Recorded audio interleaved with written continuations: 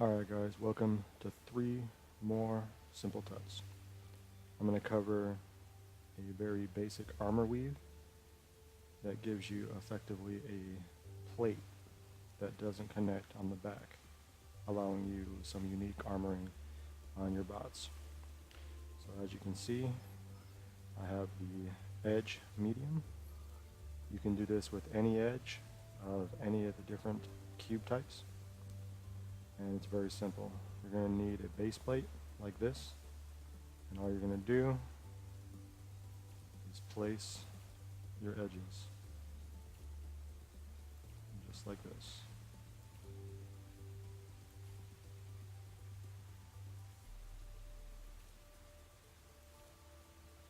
This is where the weaving comes in. As you can see, the edges connect to each other. However, they won't connect to anything on top of them. And this gives you a one-way plate.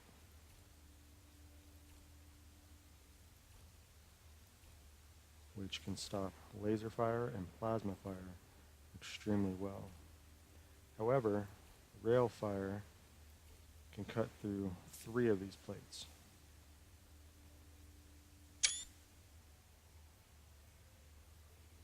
Alright, now you can strip off this base plate.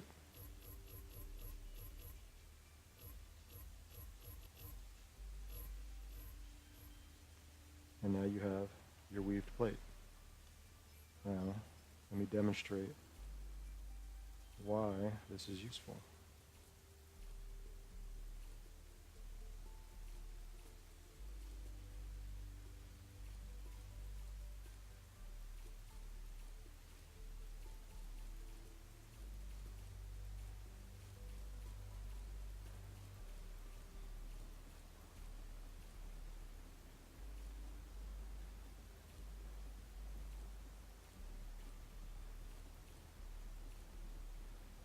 So, remember the trick with the paint gun?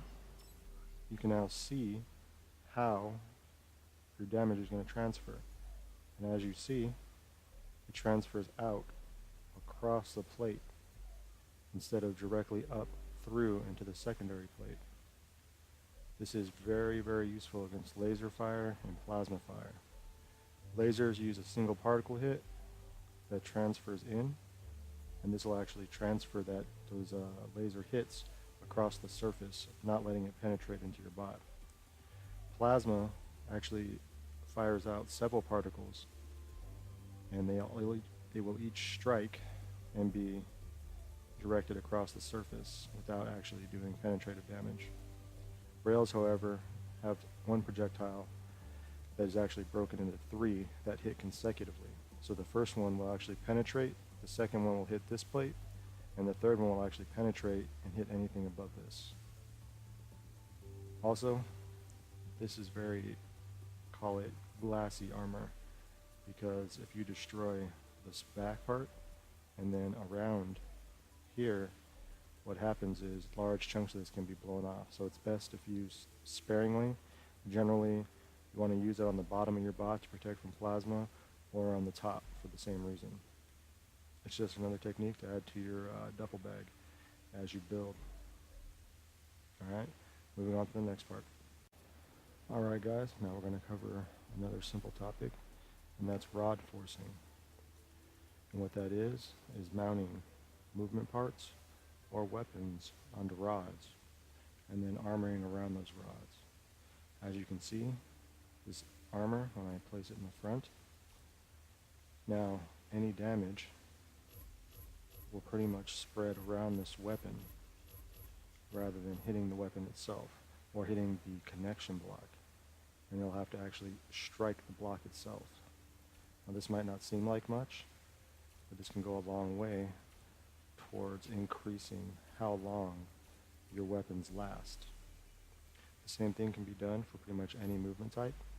Right here I have 2 hovers that are rod forced. Now, when these are sealed in,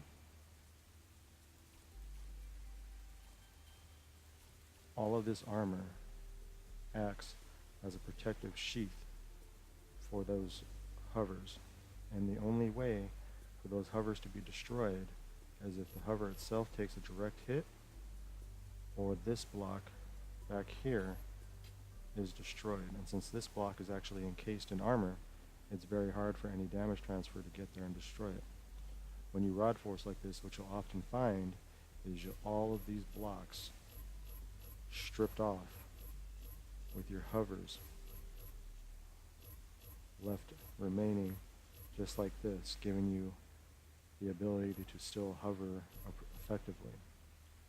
Using this technique, you can actually make your weapons and movement last longer than your enemy, giving you a very slight edge in the battle, and sometimes it can let you come out victorious. Alright, that's it for rod forcing. On to the next part. Alright guys, the last simple tutorial is rod packing. Now, you can use rods to connect your mech legs together to ensure your bot can't be cut in half. You can use rods for rod forcing like in the previous tutorial, and this actually will make those things better. Now every rod, as you can see, you can place a block curving around the rod. Now what this does is allows you to pack in a little bit more armor, meaning you only have these two spaces where there's no solid blocks. Additionally, when this block is destroyed from damage spread, it will actually remove the hitbox on this section of the rod, meaning that this rod can no longer be hit by a projectile in this one spot. Now this lets you, one, pack in armor more tightly, and two, it makes these rods more survivable when it comes to rod forcing itself. And with this rod, you can do it like this. And the very first tutorial I taught you about weaving, and that's this little weave right here.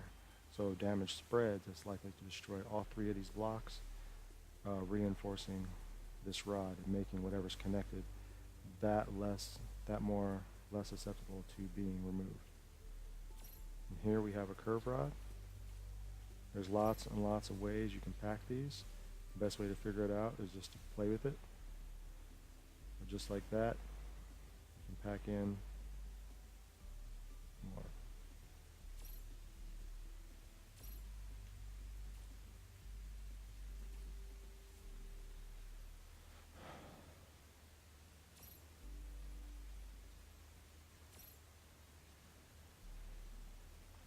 But there you go. It's another simple tutorial that you can use to help reinforce your builds and make them that little bit stronger and give you that little bit of an edge in battle. Alright guys, thanks for watching. I hope these help you. See you next time.